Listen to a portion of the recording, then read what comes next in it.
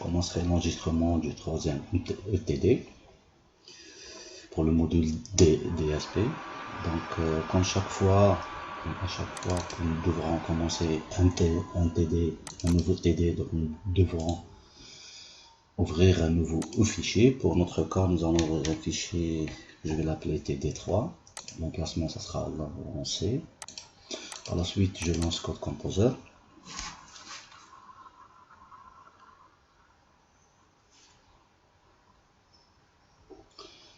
Je vais mettre en TD3.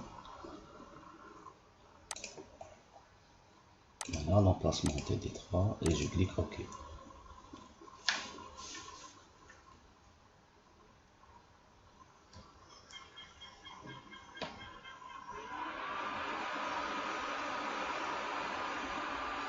Ça prend un peu du temps, il faut passer un peu.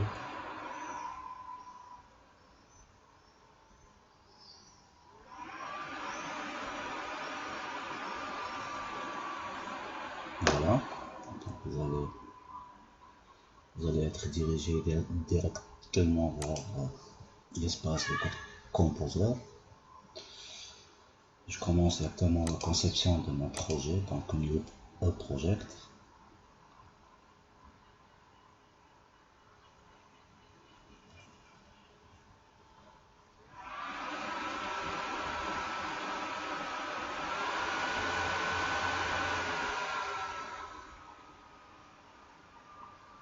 Toujours du temps, il faut patienter.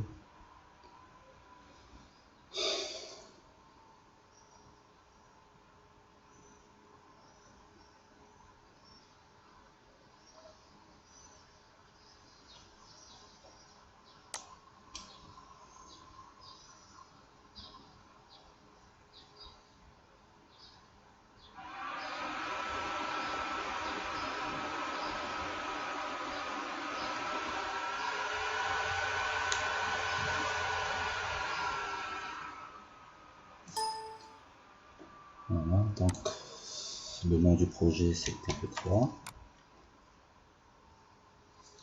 Par la suite, la famille, nous travaillons avec la famille, la série civile.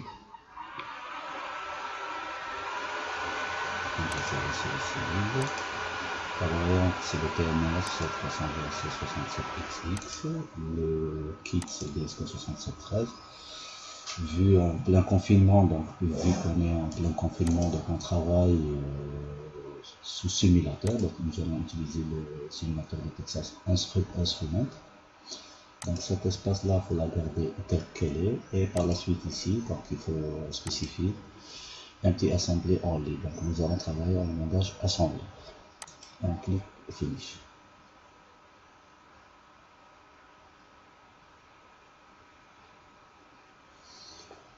Voilà.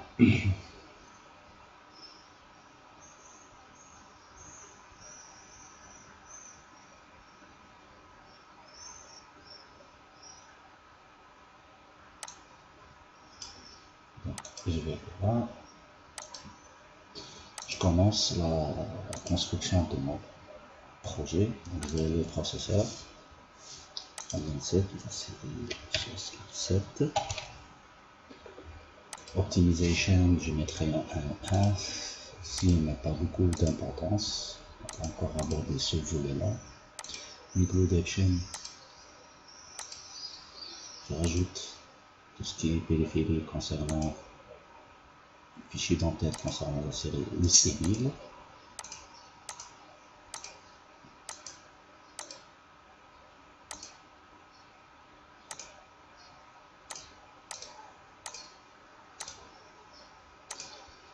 En dernier, je cherche le fichier des supports. OK. Je vais aller vers Advanced Action. Donc, Predefine Symbol. Je tape JP 6713. À l'intérieur modèle, notre part. Search parts, donc j'ai mis ça, il faut supprimer. Par la suite, je vais rajouter tout ce qui est bibliothèque. Je vais lancer. Je cherche le fichier DSK. plus library CCL 6713, voilà, library. Même chose, je vais lancer.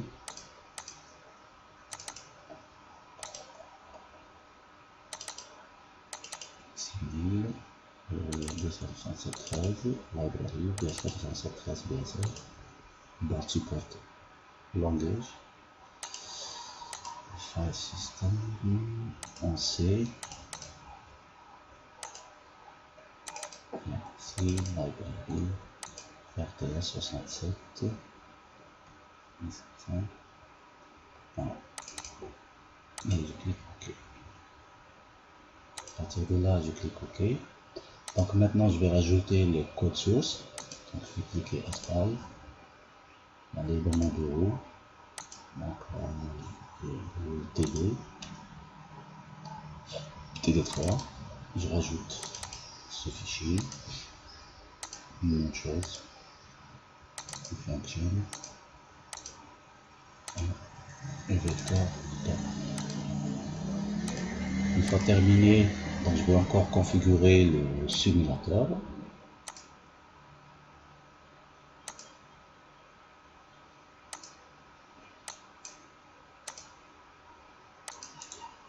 Je clique droit,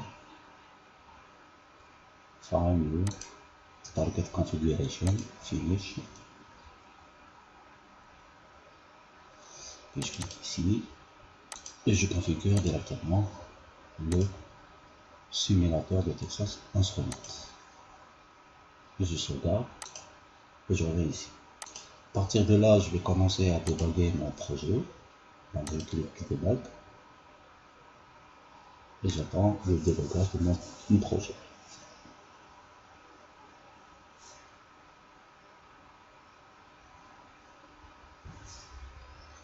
Voilà, le débugage est terminé. Je reviens ici, je charge l'exécutable, le TT3.8. Parfait. Maintenant, nous allons un petit peu regarder le programme, le code source. Nous allons un petit peu essayer de le détailler. Voilà. Je reviens ici, donc je reviens maintenant un petit peu l'objectif. L'objectif de ce TD là, donc l'objectif principal de ce TD est le calcul du produit de deux tableaux. Et ça va nous permettre un petit peu, donc ça va faire une introduction à la syntaxe du code assembleur pour le processeur le 6713. Pour cela, nous avons deux fonctions. La première fonction, c'est l'initialisation en assembleur. Nous allons voir comment nous allons utiliser ça. Donc cette fonction-là, elle a pour objectif, donc là c'est l'initialisation des deux tableaux. Donc elle a pour objectif l'initialisation des deux tableaux et appelle par la suite la fonction dot function en ensemble. Donc cette fonction-là, elle définit aussi une adresse de vecteur vers une adresse de retour vers B3 et l'adresse de résultat sur A0. On va jeter un petit peu un coup d'œil. Donc là, nous avons xadder, le premier tableau qui contient les valeurs 1, 2, 3, 4. Le deuxième tableau xadresse, donc qui contient les valeurs 0, 2, 4 et 6. Par la suite, nous allons voir un petit peu, donc le résultat, donc move, le résultat il va être mis dans le registre A4, donc move, le résultat adder, donc c'est le résultat de la multiplication des deux tableaux, nous allons le mettre en A4. Le A0, nous allons l'initialiser à 0. Et ce qu'il faut savoir ici dans ce programme-là, donc là, les adresses des deux tableaux et la taille sont transmises à la fonction, donc à la fonction d'appel, par le registre A4, A6 et B4. Par la suite, si je vois ici, donc je store, donc je sauvegarde le registre A3 dans A4. Donc nous avons dit que A4 contient, le registre A4 contient le résultat de la multiplication des deux tableaux. Nous avons initialisé le registre A3 à 0. Maintenant on store, donc nous allons stocker la valeur de A3 dans A4. Donc, ce qui nous donne la valeur initiale de 0 pour le registre A4. Maintenant move, donc nous allons les valeurs qui sont là 1, 2, 3 et 4, nous allons les les adresses, nous allons les mettre directement sur A4. Et les adresses aussi du deuxième tableau, 0, 2, 4 et 6, donc nous allons les mettre directement sur B4. A6 contient, donc le registre A6, qu'il faut retenir aussi, le registre A6 contient la taille du tableau. Donc chaque tableau a la taille de 4 valeurs. Donc la taille des 4 tableaux, nous l'avons mis directement dans le registre A6. Donc c'est pour cette raison que nous avons mis ici la valeur de 4. Donc le résultat de la fonction appelée est renvoyé via le registre A4. La somme est stockée dans la mémoire dans l'adresse result_adder. Donc si vous remarquez ici result_adder, donc adresse contient la somme de la multiplication. Ok. Maintenant, qu'est-ce que nous allons voir aussi? Donc là, le move, le retour d'adresse, il se fait via le registre B3. Donc nous allons mettre aussi donc le A0, donc il va être initialisé donc le résultat de l'adresse. Je store le A4 dans le A0. Donc qu'est-ce qui fait cette fonction? Qu'est-ce qu'elle fait cette fonction là? Donc elle enregistre la somme. Donc cette fonction là, qu'est-ce qu'elle fait? Donc elle enregistre la somme résultante dans A4, mais elle sera pointée par A0. Le résultat est stocké dans A4, mais pointé par le registre A0. Le B, donc c'est le branche, donc la wait, NOP 5, donc nous n'allons pas faire 5 opérations, no opération 5. Pourquoi? Pourquoi nous avons mis la valeur de 5? Parce que nous savons que la fonction branchement, elle nécessite 5 opérations. Nous allons revenir un petit peu sur la fonction principale. Donc là, qu'est-ce qui va se faire ici? Qu'est-ce qu'on remarque ici? Donc là, c'est le deuxième. Donc la première, le premier fichier, c'est l'initialisation. Et tout se passe ici. Donc tout ce qui est la multiplication des deux tableaux, ça se passe dans le deuxième fichier, qui est le .4 function assemble. La valeur, maintenant, ce qu'il faut remarquer ici, donc la valeur, qu'est-ce que j'ai fait? J'ai mouvé, donc j'ai déplacé le A0 dans A1. Pourquoi?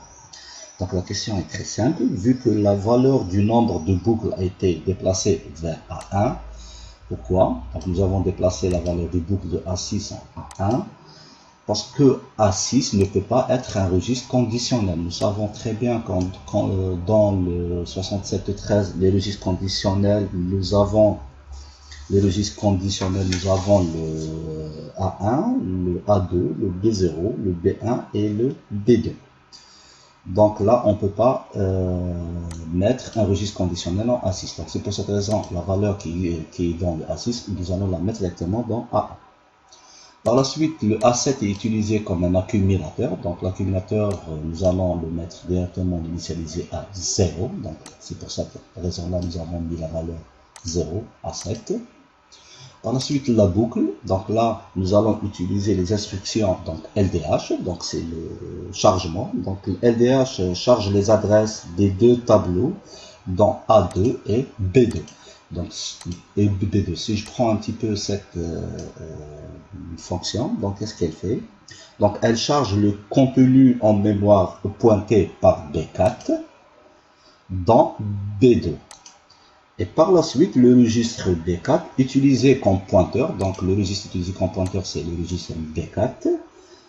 Donc il est utilisé comme pointeur et post-incrémenté à l'adresse suivante. Nous savons aussi que les fonctions de chargement nécessitent 4 délais, donc 4 délais pour que le processeur arrive à enregistrer les valeurs mises dans B4 à B2. Donc il nous faut 4 cycles d'instructions. Nous écrivons NOP4, No Operation 4. Par la suite, nous allons faire la multiplication des deux tableaux. Donc là, nous allons multiplier B2 à A2 et le résultat, nous allons le mettre à A3. Donc nous allons multiplier les valeurs du deuxième tableau qui est B2 dans le premier tableau qui est A1 et le résultat, nous allons le mettre directement dans A3. Maintenant, la fonction MPY, M1 c'est l'unité fonctionnelle, le M c'est l'unité fonctionnelle qui est responsable pour la multiplication. Et là, nous avons mis un X. Nous savons très bien que pour échanger les données, donc le chemin croisé entre la partie B et la partie A, donc on peut transférer, on peut échanger des données entre les deux parties, le B, le A, ou le A vers le B. Si on transfère les données du B vers le A, nous sommes obligés d'utiliser le chemin 1x. C'est pour cette raison-là, nous avons mis la valeur 1x. Et si c'était l'inverse, donc si on change par exemple ici, le A2 il vient ici, et le B2 vient là, donc là, qu'est-ce que je dois mettre? Je dois mettre 2x. 2x, c'est le transfert de données de la partie A vers la partie B. La multiplication, ce qu'il faut savoir, elle nécessite un seul délai, un seul operation. Pourquoi une seule opération? Vu que nous pouvons ne rien mettre ici, si nous n'utilisons pas les registres à demain. Vu que nous allons utiliser encore le registre A3, nous sommes obligés, vu que l'opération de chargement de la multiplication n'est pas encore terminée pour mettre le résultat dans A3, nous sommes obligés de laisser un délai pour le processeur. Donc maintenant, et par la suite, nous allons faire l'addition. Donc nous additionnons A3 à A7, qui est l'accumulateur, et le résultat, nous le mettrons directement sur A7. Donc le registre A7 est utilisé comme accumulateur et déplace la somme des produits dans A4. Donc il est utilisé comme accumulateur. Il va déplacer le résultat, vu que nous avons dit que le résultat de la multiplication est mis directement dans le registre A4. Par la suite, donc là, c'est une condition. Donc nous avons dit que le registre conditionnel, c'est A1. Nous savons très bien sur le processeur 6713, les registres conditionnels, nous avons 5 registres conditionnels qui sont A1, A2, B0, B1 et B2. Maintenant, il y a une boucle. Donc là, nous allons écrire que là, c'est la condition. Donc c'est une condition, la branche. Donc nous allons brancher et la boucle. Donc cette fonction-là, qu'est-ce qu'elle va faire? Donc elle va brancher à la boucle. Nous allons brancher à la boucle si A1 n'égale pas à 0. Donc qu'est-ce qu'on est en train de faire? Donc tout d'abord, nous sommes en train de décrémenter ici. Donc nous allons décrémenter le registre A1 par une valeur. Donc décrémenter le compteur. Et par la suite, nous allons mettre une condition de ce décrémentage. Donc là, cette condition-là, qu'est-ce qu'elle va faire? Elle va brancher à la boucle si A n'égale pas à 0. Donc si égale à 0, donc on fait plus de décrémentation. Nous savons aussi que les fonctions de branchement, donc ça nécessite 5 slots. Donc là, nous mettons note 5. Par la suite, le résultat qui est dans l'accumulateur A7, nous allons le mettre directement sur A4. Donc A4 contient le résultat du produit, le A7 c'est le résultat le A7 c'est l'accumulateur, A4 contient le résultat de multiplication des deux tableaux. Donc la fonction de branchement, donc le retour, donc le B3 c'est une adresse de retour à la fonction d'OP4. Donc c'est le registre B3. La même chose, le branchement nécessite 5 slots ou 5 délais. Nous allons revenir ici. Nous allons exécuter.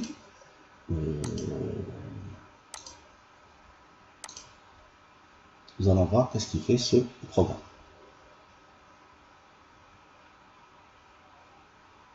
Okay. Avant de commencer, donc il faut cliquer flou. Donc nous allons mettre un petit peu le memory. Dans le memory, donc je mettrai le résultat. Donc c'est result error.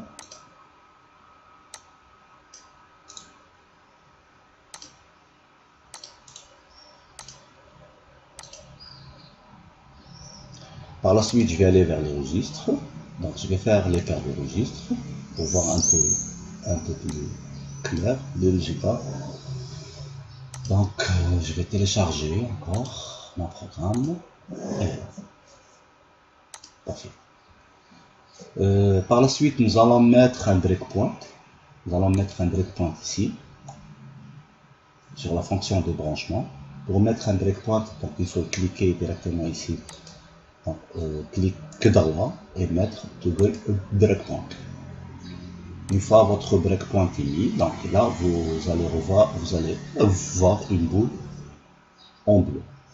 Et j'exécute et j'arrête. Maintenant toujours le résultat est à 0. Vous voyez là le résultat est à 0 vu que nous avons mis un breakpoint. Donc le branchement, la partie initialisation, nous avons dit B c'est le branchement. Pour revenir à la fonction function, donc là où l'exécution, la multiplication des deux tableaux n'est pas encore fait, vu que c'est un breakpoint, c'est un point d'arrêt. Nous allons enlever maintenant le breakpoint. Nous allons exécuter et voir qu'est-ce que ça donne. Voilà. Qu'est-ce qu'on remarque ici? Donc, qu'est-ce que nous avons dit tout à l'heure? Nous avons dit que l'adresse, si je peux dire, le résultat de la somme, donc il est mis dans A4. Donc A4, qu'est-ce qu'on remarque ici? La valeur elle est de 28. 28 en hexadécimal, ça donne la valeur de 40. 40, pourquoi? Parce que la multiplication des deux tableaux, ça donne la valeur de 40. Maintenant, un autre point qui est très intéressant. Qu'est-ce que vous remarquez ici? Nous avons les registres qui sont en paire. Donc, qu'est-ce que nous avons fait? Nous avons fait une concaténation des registres. La partie à 0, donc là, j'ai les 8, donc là, c'est 16 bits, et les autres 16 bits. C'est comme ça que nous allons voir les 32 bits. Nous avons dit que les registres sont de 32 bits. Donc, comment on va voir le résultat sur 32 bits? C'est comme ça. Maintenant, le résultat, il est là, 28. L'adresse du résultat, elle est pointée par A0, donc je trouve ici le 30 en hexadécimal. Voici A0, j'ai 30. Et le résultat exact, il est de 28 qui est là. Donc là, le 28 en hexadécimal. Donc le résultat, il est stocké dans A4 et qui me donne directement la valeur de 28 en hexadécimal. La taille, tout à l'heure, nous avons dit que la taille, donc je reviens ici encore une fois, la taille des deux tableaux, donc je reviens sur l'initialisation. La taille de chaque tableau, c'est 4 valeurs, elle est mise en A6. Donc je reviens ici, je dois vérifier, est-ce que A6 contient vraiment la valeur des deux tableaux? Effectivement, il contient la valeur des deux tableaux. Donc je rectifie ce que je viens de dire tout à l'heure. Donc la concaténation des deux registres, ça nous donne la représentation sur 64 bits. Donc chaque registre est de 32 bits. Si je mets les deux registres ensemble, donc j'aurai une présentation de 64 bits.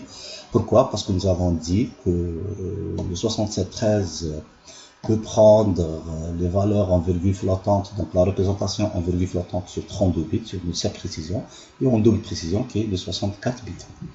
Donc je reviens encore, donc la taille des tableaux, donc nous l'avons mis donc A4, donc la valeur 4 pour chaque tableau, nous l'avons mis sur A6, et je vois ici, je vérifie directement, le registre A6 contient la valeur de 4. Le résultat lui-même, il est dans A4, je vois ici le résultat qui est de 28, donc reset adder, 28 en hexadécimal, ça donne 40. L'adresse, elle est sur A0, donc c'est A0 qui pointe à l'adresse du résultat, donc le A0 est de 30. Sur ce, donc j'ai terminé ce ETD, donc ça sera pour une autre fois, Inch'Allah, je vais terminer cet enregistrement.